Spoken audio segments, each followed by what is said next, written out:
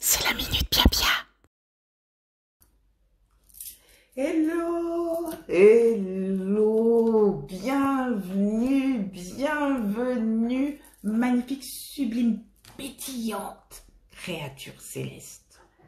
Hello, c'est Félicité, c'est la Minute Pia Pia, je suis vraiment ravie de vous retrouver. Comment allez-vous? Est-ce que vous avez passé une semaine dans laquelle vous avez pu utiliser des petits trucs et vous avez vu des choses évoluer? Est-ce que vous avez noté mentalement, mais surtout, rappelez-vous la magie d'écrire sur un petit carnet, noter ça c'est fait. Là, il y a eu un progrès. Parce que c'est comme ça que les choses vont aller de mieux en mieux. Notez, appuyez, je veux encore davantage de ça.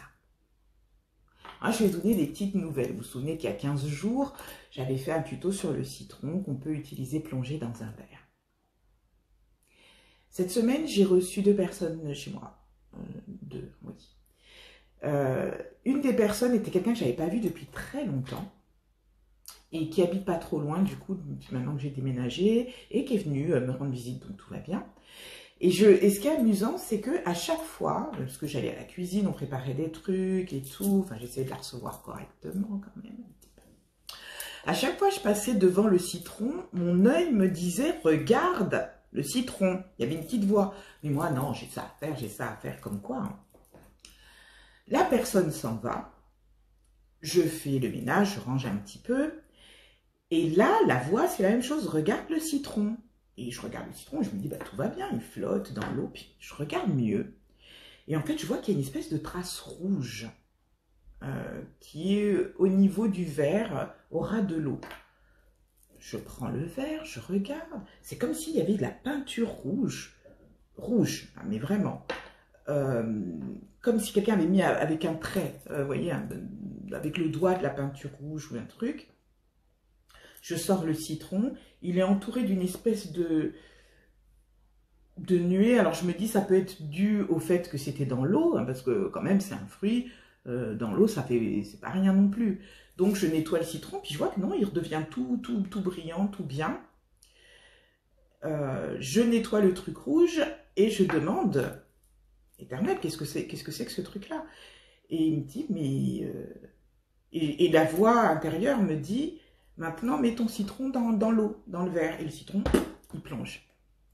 Ce qui veut dire que la personne qui était venue me voir, elle est venue, elle avait plein de trucs pas top avec elle, que tout de suite le citron a détecté et absorbé, et des trucs vraiment mauvais, parce que le truc rouge indiquait quelque chose de particulier. Ce qui est en commun avec les 2 personnes qui sont venues, c'est que les 2 personnes revenaient d'Afrique, de voyage d'Afrique. Une est ma cousine, donc ça c'est autre chose. L'autre, voilà, je ne vais pas rentrer dans les détails pour pas... Ma cousine était partie pour bon voilà, les vacances, les machins. L'autre était partie pour justement des histoires de se nettoyer. Hein. Les gens qui vivent en Afrique, les gens qui vivent même au Maghreb peuvent comprendre que ça veut dire se laver, parce que justement elle avait des difficultés, il fallait débloquer des choses. Donc elle est allée voir des praticiens pour se faire nettoyer. Or, elle sait que moi, je dis toujours, quand vous faites ces nettoyages, essayez d'éviter les sacrifices sanglants. Quelquefois, quand c'est une histoire de vie ou de mort, on ne peut pas faire autrement. J'ai vu ça quand j'étais plus jeune, pour quelqu'un qui était proche de ma mère. Le gars était en train de mourir. Si on n'avait pas fait un sacrifice de poulet, c'était terminé pour lui. Donc ça, je peux comprendre. Mais là, ce que le site, et quand cette personne est revenue, je lui ai dit, mais alors, tu as pu faire tes trucs et tout, et elle m'a dit, non, j'ai pas pu, j'avais pas le temps, j'avais trop de trucs à faire, et malheureusement, j'ai pas pu voir de guérisseur, ce sera pour une autre fois. Ce que le citron m'a montré, c'est que cette personne n'a pas dit la vérité. De toute façon, en même temps, elle ne doit rien, ok? Elle m'a pas dit la vérité, non seulement elle est allée voir quelqu'un, mais en plus, il y a eu un sacrifice sanglant, et pour que ça apparaisse sur le citron comme ça, c'était pas un poulet, hein. Ça pouvait être une chèvre ou un bœuf. C'est quelque chose d'énorme. Or, quand c'est un bœuf, écoutez-moi bien. Parce que des fois, ils ne vous le diront pas. Quand c'est un bœuf, ça peut être quelqu'un de votre famille ou quelqu'un que vous êtes cher, que vous êtes en train de sacrifier. Ça peut être un de vos enfants. Ça peut être votre conjoint. votre conjointe. Ça peut être votre meilleur ami, ou en tout cas quelqu'un qui vous est très cher, très proche, que vous aimez énormément. Quand vous faites ce sacrifice d'un bœuf et tout ça, vous sacrifiez quelque chose qui est très cher à votre vie. Parce qu'il faut savoir une chose, il y a un équilibre énergétique dans cette vie. Si vous prenez une vie, il ne faut pas rêver. Il y a un prix. C'est pour ça que moi, je préfère passer par l'Éternel, passer par les messagers que sont les anges, nos guides, etc. Passer par des énergies qui vont être plus, si vous voulez, ça va peut-être des fois être plus long, mais il n'y aura pas justement cette espèce de rétribution karmique, cet équilibre qui va être demandé, ce retour d'équilibrage qui a été demandé. Ce que le citron a fait, c'est de faire en sorte qu'elle ne laisse pas chez moi cette énergie-là. Quand cette personne est partie, j'ai purifié ma baraque à fond. J'ai pris du sel béni dans de l'eau bénite avec de l'eau de rosa. J'ai aspergé, j'ai d'abord passé la serpillière, nettoyé, mais même dans les coins. Hein. J'étais avec une lingette dans les coins et tout. Et je suis allée asperger partout, jusque sur mon paillasson à porte d'entrée et dans ma voiture, parce que cette personne, j'étais allée la chercher en voiture. Je ne pense pas qu'elle se rende compte de ce qui a été fait, parce que souvent, ils ne vous le disent pas. Je pense que, quand je parle de ça, il y a des gens, on est en train de me dire ce que tu dis, c'est important, il y a des gens qui écoutent. Je ne dis pas que c'est mauvais et je n'attaque pas les praticiens qui font ça, qu'on soit bien d'accord. Il y a des traditions ancestrales, des choses qui se font, ils savent très bien ce qu'ils font. Mais tous n'expliquent pas. Moi, on m'a expliqué, quand mon père est mort, il fallait faire un sacrifice à un moment donné. Et on m'a demandé, c'était même pas un sacrifice, il fallait offrir de la nourriture au village, offrir un espèce de banquet. Une dame, je l'avais déjà expliqué, hein, je ne reviendrai pas là-dessus, mais une dame, vous savez comment, quand les anges ou Dieu veut vous parler, qui passait devant la véranda, est venue dire, je dois parler à la fille qui vient de France. Et elle m'a dit, voilà, ton père est mort, il va se passer ci, ça, donc je ne vais pas revenir sur ça, j'avais déjà expliqué dans une vidéo. Mais ce qu'elle a expliqué, qui était intéressant, c'est qu'on va te dire pour le banquet de choisir l'animal. On va te dire, c'est soit la chèvre, soit le machin, tata, ou le bœuf. Elle m'a dit, si tu choisis le bœuf, c'est toi que tu es en train de sacrifier. Si tu choisis le bœuf, tu ne reviendras plus jamais, enfin, tu ne sortiras pas du Cameroun vivante.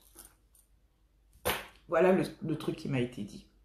Et effectivement, à la soirée de préparation, on me demande quel animal tu souhaiterais truc, félicité, tu choisis, et on me parle du bœuf. Et moi, je dis non. Ça sera, je crois que ça a été des chèvres, ou je ne sais plus ce que j'ai dit. Du coup, ils ont été obligés d'essayer de m'empoisonner. Et ça n'a pas marché non plus. J'étais protégée grâce à cette dame, grâce à l'Éternel.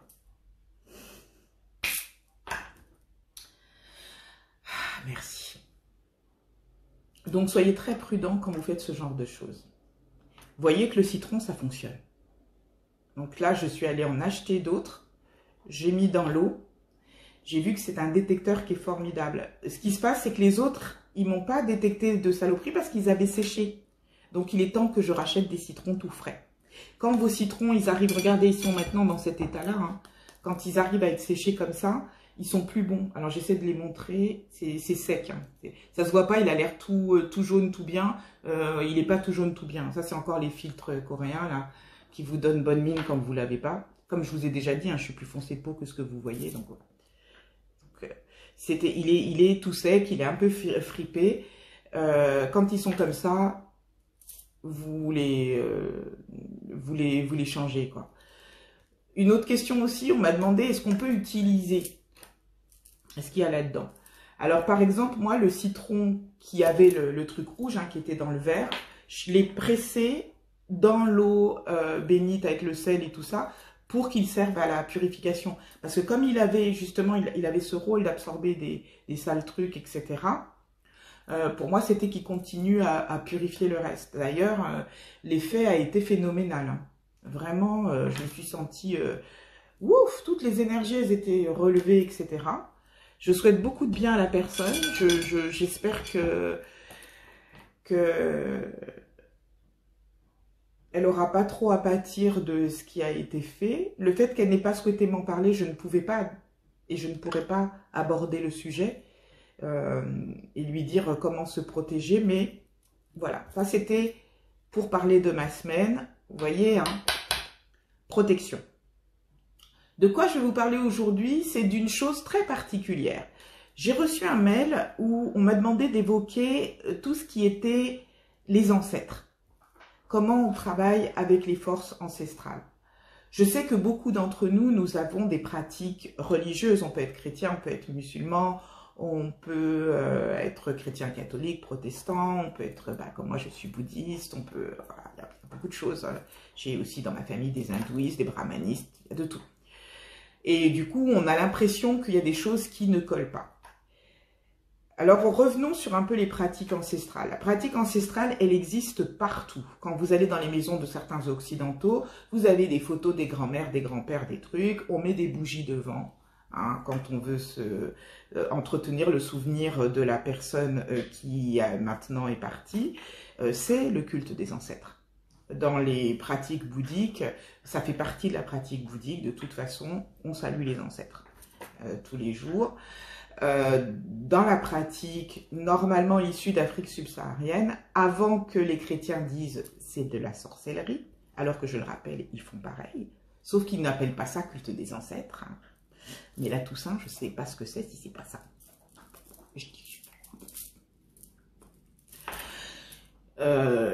Et puis même topo, hein, se mettre devant une statue d'un saint, de quelqu'un qui a vécu, parce qu'un saint c'est un humain qui a vécu, et lui demander son aide, etc.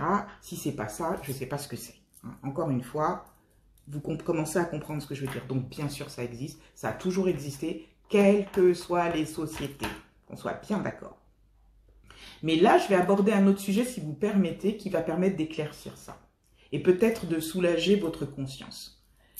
On a découvert, ça fait des années, c'est vrai que je voulais vous en parler depuis, mais je ne savais pas comment aborder ce sujet. Il y a un ADN qu'on appelle l'ADN mitochondrial qui se transmet par la mère, de génération en génération. Cet ADN, il est plus simple à prélever que l'ADN qu'on prélève d'habitude, vous savez, où il faut quand même une substance qui ait un peu de vie, etc. L'ADN mitochondrial, on n'a pas besoin de ça. Il est plus facile à prélever, mais surtout, il contient toute l'histoire de la lignée à travers les femmes, sur toute une famille. Là où c'est intéressant, c'est lorsque on a découvert maintenant que dernièrement, alors pour vous dire d'où ça vient, c'est juste un documentaire que j'ai suivi. J'aurais dû prendre des notes, excusez-moi. Je n'ai pas noté, mais peut-être vous trouverez. Que les traumatismes que subit, par exemple, c'était par rapport à ce qui se passait au Congo actuellement, ils ont découvert que les femmes qui avaient subi des viols, des atteintes psychologiques et physiques d'une violence extrême ou marquante, en fait, ce traumatisme avait altéré l'ADN et surtout il s'était transmis à la génération d'après. Et par l'ADN mitochondrial, on savait que c'est les femmes qui transmettaient ça. Voilà. Ils ont vu ça pour une, je crois que c'était la grand-mère qui avait été violée, parce que la guerre au Congo, je vous rappelle, ça dure depuis près de 30 ans. Même si on n'en parle pas beaucoup. Hein. Donc il y a eu des générations quand même. Et là, c'était, la grand-mère avait été violée, avait eu une fille qui n'a pas, elle, été violée, hein, qui a vécu par contre les traumas de la guerre et de l'exil, hein, qui s'est retrouvée en France. Et en fait, c'est la petite fille, donc qui est une génération, elle doit avoir 11 ou 12 ans, qui a développé des névroses, etc. Et lorsque ce labo a fait des études de l'ADN de chacune, on a vu que cet ADN qui a été modifié chez la grand-mère, l'ADN de la grand-mère transmis à la jeune fille, il y avait eu une modification à sa fille et que la modification avait été transmise à la petite fille. Autrement dit, la trace du trauma était restée et allait être maintenant transmise aux générations futures. Pourquoi je vous dis ça? Ça veut bien dire que dans la lignée, les choses qui vont impacter les êtres de la lignée vont être transmises sur des générations et des générations. Quand vous pratiquez le culte des ancêtres, vous ne vous adressez pas à des êtres en particulier. Vous vous adressez à des courants d'énergie, vous vous adressez à des mémoires cellulaires, moléculaires en vous, qui ont gardé tout, alors j'ai le mot en anglais, mais record, qui ont enregistré l'histoire de votre lignée, avec les traumatismes. Alors, on a vu pour les traumatismes violents, mais ça peut être aussi pour les bons événements. Les choses marquantes rentrent dans votre ADN et sont transmises aux générations futures. Quand vous pratiquez le culte des ancêtres, c'est-à-dire quand vous vous adressez à cette énergie-là en vous, si vous voulez, vous résonnez avec cet ADN. Et là, comment dire, vous activez une vibration, on active quoi? Une vibration, hein, je sais plus, qui va remonter toute la lignée. Ça vous entrez en contact même avec ce que moi j'appelle la grande première, c'est-à-dire la première de la lignée. C'est phénoménal. Cette énergie-là est éternelle puisqu'elle est dans chaque descendant. Quand vous pratiquez le culte des ancêtres, vous réveillez cette énergie. Vous la rendez active. Ce que les Égyptiens appelaient le Ka. Ce que nous appelons dans le Kwanzaa, on appelle le Kwan. Cette énergie qui a toujours été, qui sera toujours, qui rappelle beaucoup Dieu, se transmet d'une génération à l'autre, raconte les histoires d'une lignée à travers des ressentis émotionnels. Quand je vous dis que l'émotion est le moteur principal de ce qui peut vous amener à transformer votre existence, vous avez là vraiment un des usages fondamentaux du travail sur les émotions. Alors, comment on peut s'adresser aux ancêtres, m'a demandé cette dame, quand finalement on n'est plus sur la terre de ses ancêtres? Parce que quand on y est, voilà, il y a des cérémonies des fois qui peuvent se faire, ou moi je me souviens des mariages, on verse un peu de champagne sur la terre, hein, comme ça au village, on dit aux ancêtres, voilà, c'est pour vous, réjouissez-vous, etc. Bénissez cette cérémonie, bénissez les mariés, si c'est un baptême, si c'est un truc, vous avez compris l'histoire. Quand je me suis installée dans le nouveau logement que j'ai, je suis allée directement dans le jardin et j'ai offert aux ancêtres des libations en disant, voilà, merci, maintenant ce lieu-là, c'est le mien, mais c'est aussi le vôtre, puisqu'à travers moi, vous continuez à vivre, hein, à travers cet ADN. Donc, bénissez cette énergie, renforcez-la, rendez-moi encore plus forte que jamais, rendez-moi encore plus heureuse que jamais. Activez cette énergie de force. Et on s'adresse aux grands ancêtres. On appelle ça les grands ancêtres ou les ancêtres méritants. Parce que bien sûr, dans la lignée, il y a des tocards, c'est comme partout. Donc, on va s'adresser aux ancêtres dont l'énergie a été extrêmement bénéfique dans les transformations moléculaires pour les générations qui ont suivi. C'est cette énergie-là que vous allez activer. Ancêtres méritants, ça me gêne un peu parce que ça fait distribution de bons points. Grands ancêtres, ça j'aime bien parce que c'est ceux qui ont vraiment marqué la lignée positivement, de façon à nous permettre, nous, de nous élever davantage dans une énergie de bonne fortune, de bonne santé, etc. Vous pouvez donc offrir des libations, c'est-à-dire verser un peu de vin. Hein. Quand on est au village, c'était le vin de palme, n'oublions pas. Mais ils se sont modernisés, donc c'est devenu le rhum Saint James, c'est devenu le Baileys, c'est devenu le comment ça s'appelle? Ah, je me rappelle plus, enfin, vous avez compris le truc, même le champagne, allons-y, vous pouvez. Dans le cadre du truc, moi j'ai pris la boisson préférée de mon père. C'était plus simple, parce que c'est un des grands ancêtres, parce que c'est papa, c'est tout simple, donc voilà. Vous pouvez offrir de la nourriture si vous voulez. Ce seront les animaux qui viendront manger ça. Mais à travers cette énergie-là, c'est toujours l'énergie divine. C'est une façon de redonner. Vous voyez, on rétablit cet équilibre. Merci, par reconnaissance, je fais participer tout le monde. Il y a aussi quelque chose qui peut se faire. C'est un de mes oncles Kim Bombo qui m'avait dit de faire ça. Vous faites si vous le voulez. C'est... aller dans un supermarché, acheter 3 paquets de sucre, 3 paquets de farine, et je crois que c'était 3 trucs de 6 œufs, 3 boîtes de 6 œufs, et 1 litre de lait, je crois. Et vous allez faire 3 sacs qui contiennent chacun un truc de farine, alors c'est 1 kilo à chaque fois, 1 kilo de farine, 1 kilo de sucre, les 6 œufs, le lait. Et vous allez offrir à une personne sans abri ou nécessiteuse. À 3 personnes différentes. C'est aussi une façon, à travers eux, alors vous demandez à être guidé par les ancêtres, c'est aussi une façon de redonner. Et ça, c'est quand vous avez besoin de faire un changement très important. Les musulmans connaissent très bien ça, qui pratiquent justement cette façon de donner et d'offrir aux personnes qui en ont besoin. Par reconnaissance et une façon de toujours célébrer l'abondance divine. C'est une chose que vous pouvez faire. Vous pouvez aussi, et il faut le faire le soir, c'était encore mon oncle qui m'avait dit, aller dans un carrefour, avec dans votre main une poignée de pièces, avec de l'argent en fait. Alors ça peut être des 10 euros, 20 euros, c'est pas plus l'argent est élevé, plus vous aurez, c'est pas vrai. Mais bon, c'est quand même pas 1 euro quoi. Faut quand même que ça pince un peu. Et vous allez jeter ça dans le carrefour, c'est-à-dire vous allez au croisement des rues, au milieu de la rue, vous jetez ça derrière vous, vous ne regardez pas et vous partez. C'est toujours la même chose, c'est-à-dire que ce billet, cet argent, pour soit un billet en général, c'est mieux, ira à la personne qui en aura besoin. Et c'est une façon de redistribuer encore l'énergie divine. C'est une chose qui fait partie aussi des rituels pour les ancêtres. Le dernier rituel aussi possible pour les ancêtres, c'est tout simplement d'avoir des photos chez vous, une petite table ou un truc où il y a les photos des chers disparus, etc. Vous mettez une bougie et vous n'êtes pas obligé d'allumer tout le temps. Il y en a qui le font, hein, surtout, je crois que c'était les familles hispaniques, elles font beaucoup ça. Mais vous n'êtes pas obligé, vous pouvez décider d'un jour dans l'année où vous allez leur rendre hommage. Ou alors, si vous avez justement une situation pour laquelle vous appelez leur bénédiction, leur conseil, etc., leur bienveillance, allumez la bougie et discuter. Dire, voilà, je me rappelle de toi, grand-mère, machin, etc. Là, j'ai besoin de toi. Ça n'est pas faire appel à des démons. C'est vraiment important de penser ça. Parce qu'ils sont en vous.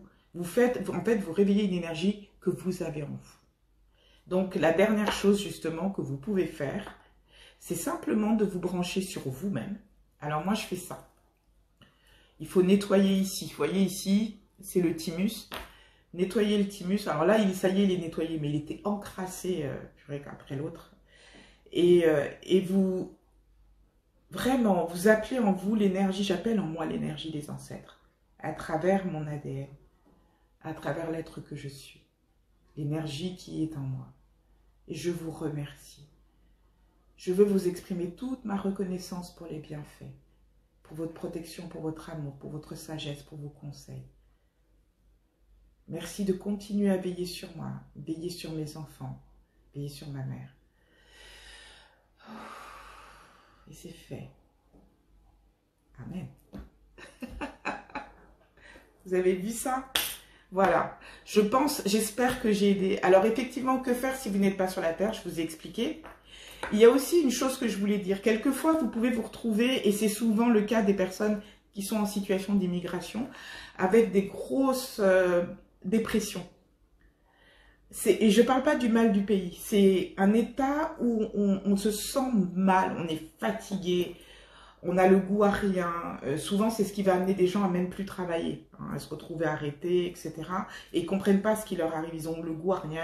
Ils restent là devant la télé. Il n'y a plus rien. Là, ça veut dire qu'il y a une déperdition d'énergie intérieure. Donc, ce que je vous recommande, et c'est souvent parce que justement, il y a un problème de déconnexion avec les racines. J'en avais déjà parlé la dernière fois, ce que vous pouvez faire.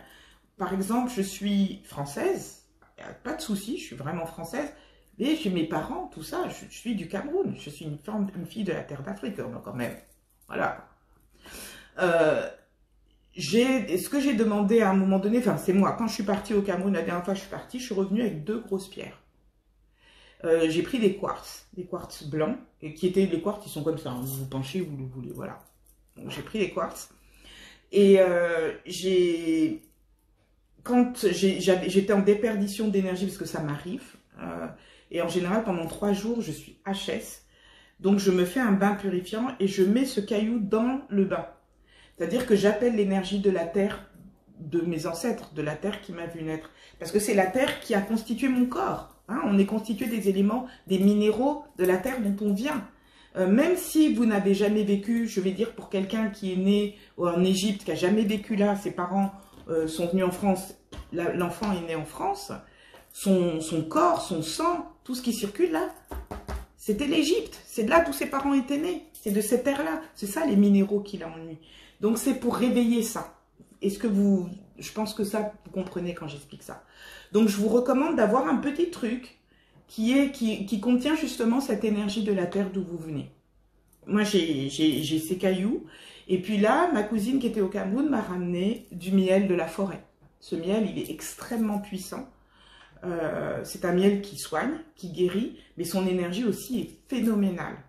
Donc, pour moi, il va être là aussi pour que j'en mette des fois un petit peu dans le bain purifiant pour réveiller cette énergie-là. Bon, alors j'espère que j'ai été claire, j'espère que j'ai répondu à la question qui m'avait été posée. Je vous rappelle que demain, c'est le 1er avril. Vous pouvez faire le rituel de la cannelle, hein, le rituel qui assure, avec cette plante merveilleuse que l'Éternel a mis à notre disposition pour nous aider à transformer les énergies. C'est un rituel pour l'abondance, la bonne fortune, les énergies positives dans la maison. Il y a une vidéo pour ça. Ben voilà, la minute Pia-Pia, c'est terminé pour aujourd'hui. Vous avez vu que j'ai mis ma spéciale perruque. C'était pour vous, bien sûr.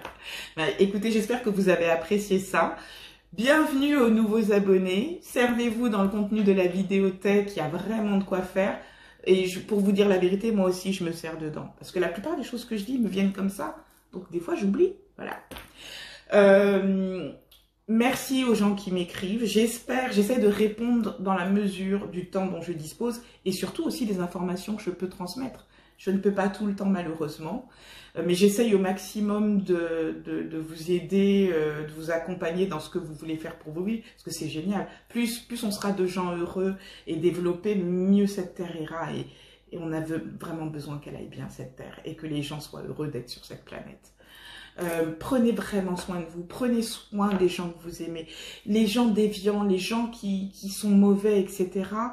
Ce sont des gens, c'est une sorte de déchéance énergétique, c'est pas votre travail. Confiez ça à l'Éternel, vous restez concentrés sur ce que vous voulez pour votre vie. Ne vous laissez pas détourner par ces gens-là. Ce sont des gens qui ont perdu la boussole, ils ont perdu le nord. N'allez pas, comme disait une copine, quand on veut avancer quelque part, on monte pas à bord du Titanic. Donc c'est ça, si vous restez avec ces gens-là, vous êtes sur le Titanic. Allez plutôt vers quelque chose de beaucoup plus intéressant. D'accord? On se dit à bientôt. Prenez soin de vous. Je vous souhaite le meilleur.